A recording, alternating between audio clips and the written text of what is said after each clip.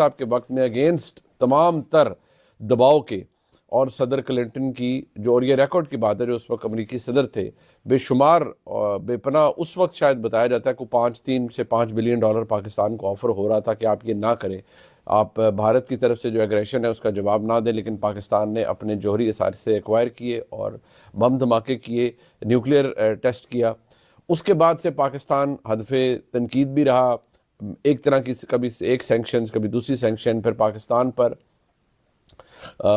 سی T B T sign کرنے کا دباؤ، کبھی این ٹی بی سائن کرنے کا دباؤ۔ پاکستان ہمیشہ یہ کہتا تھا کہ ہم یہ اس وقت کریں گے جب خطے کے اندر، اگر بھارت بھی کرے تو بالکل پاکستان بھی کرے گا اور پاکستان اس کو ایڈہیر کرے گا، اور ابھی بھی پاکستان کو اس کی پرولیفریشن یا کوئی اس کو سپلائی نہیں کہیں کر رہا۔ پاکستان اپنے دفاع کو ناقابل تسخیر بنانے کے لیے پاکستان ان جوہری اثاثوں کو گارڈ کرتا ہے، لیکن اگر آپ غور کریں تو یہ ٹارگٹ ہے کیا؟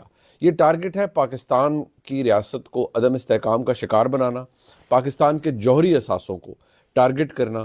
یہ جتنا سب کچھ پاکستان کی فوج کے خلاف ہو رہا ہے، جتنا سب کچھ، یہ کبھی ایک سینکشن، کبھی ایک قرارداد پاس ہو رہی ہے، کبھی دوسری پاس ہو رہی ہے، ابھی لوگ اقتدار میں آئے نہیں ہیں، کسی کا تعلق کوئی نہیں ہے، اور کیمپین سٹارٹ ہوئی ہوئی ہے فری عمران خان۔